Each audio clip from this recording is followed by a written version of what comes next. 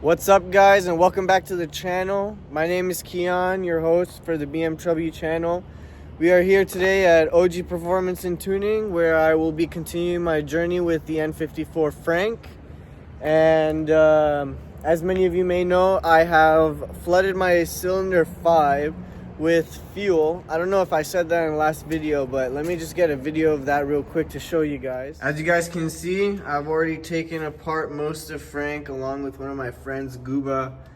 We took the turbo off, we took the manifold off, we took the entire wiring harness off, as well as the ECU.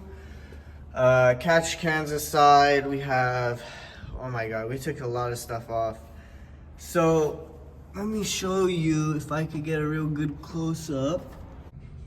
Alright, as you guys can see, my cylinder number 5 has fuel in the intake valves, and most likely the entire cylinder is also flooded with fuel. So some people may know that just because you flood the cylinder, it doesn't necessarily mean that the car has gone bad or the motor has gone bad.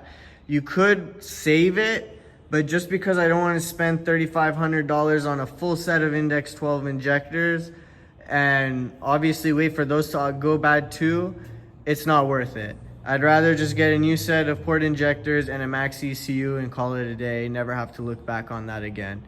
Also, an added plus is that I don't have to replace that high pressure fuel pump again. And I have a few parts on order as well for that built motor. So far, I have a pinned crank hub, bolt capture. I ordered JE pistons, the Ultra series.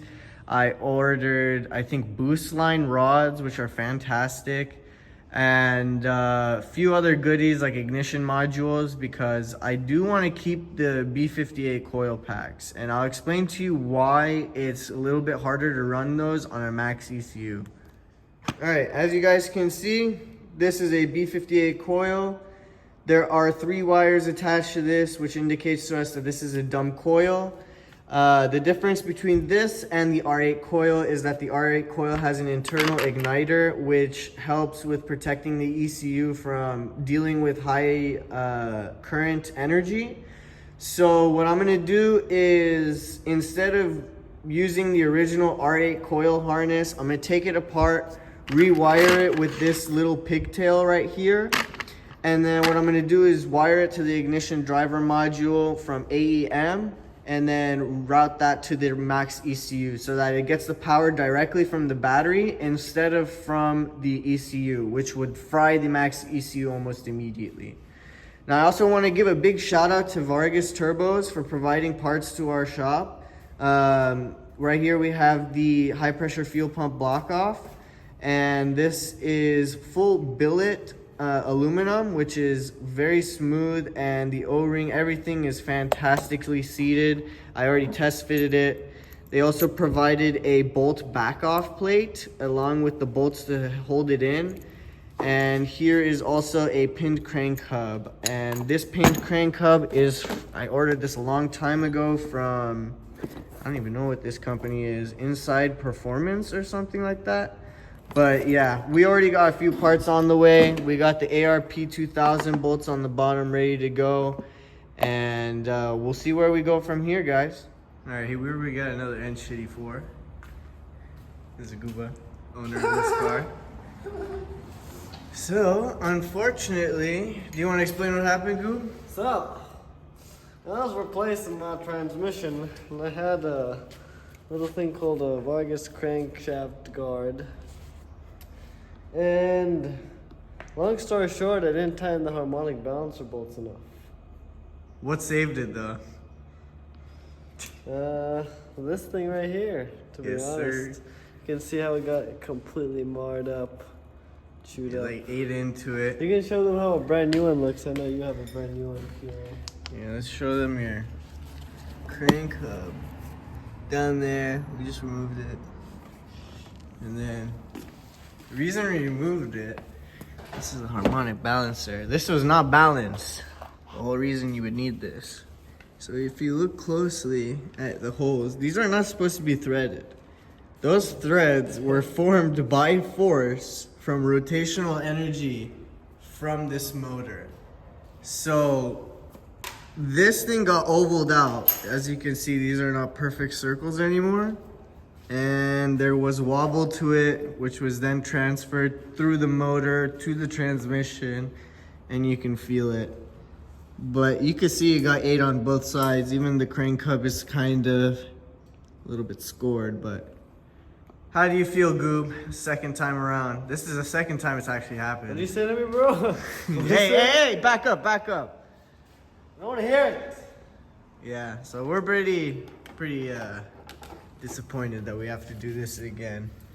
But thankfully we didn't have as many snap bolts as last time, am I right, Goop? Yeah. It's only a pain in the ass for basically a few hours and then we're good. And now we're just trying to get the one snapped bolt that's in there out. But yeah. N54. As good of a platform as it is to get started on, it's not a very good one to maintain, unfortunately. Agreed. But to be fair, it was owner's fault. He was doing it the lazy way. So don't take the shortcut. Do not take shortcuts, guys. When you take shortcuts, you end up paying for it later on down the line. He had to take off that bolt capture to do the... What did you need to do? The transmission? You had to bolt on? I was taking out the torque converter bolts. So I had to take this off because I wouldn't have to take these bolts off, but the Vargas turbo, what's it called? The crankshaft. What's this? The crank bolt capture requires you to take it off to spin the motor. And which is not a big deal. I can show them too on this one right here. You can see on my pinned crank hub, there's not much material to get grip onto, and there's not even a dampener on this or a harmonic balancer, so this would be pushed up even more. But again, that's not necessarily a problem. Again, it's just a little more added work just so you can have like a little reassurance that this bolt won't back out, which I would rather pay for. Basically that ease of mind, basically. But yeah, right there, I got it to sit flat. There you go. You can't grip onto anything. If you guys didn't know, Goob is kind of like the exact opposite of my platform. Yep. So if you want to take a second to just explain your platform, Goob, what you've done to your car. Sure. So, as you all know, Keon has single turbo, direct injection delete. I chose the complete opposite.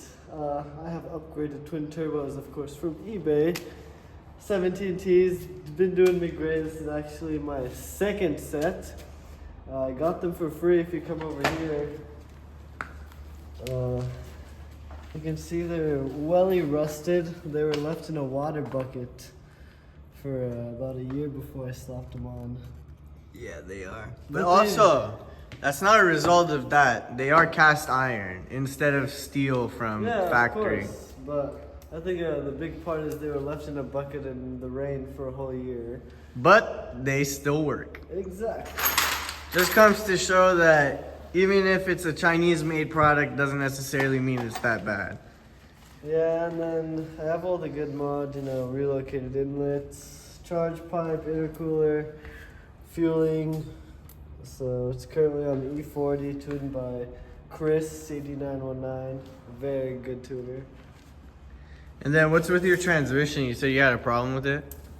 Well, this is actually my second transmission.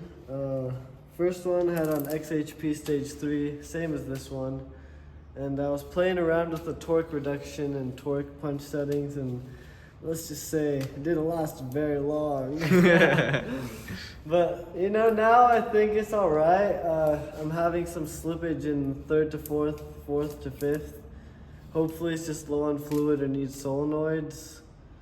But yeah, that's pretty much what's done to And then if there is a problem with the transmission, what's the next move? I'm saving up for 8 HP from Turbo Lamic, so we're in the works with that. Yes, sir. Coming soon if that happens, guys. We'll take you with the journey.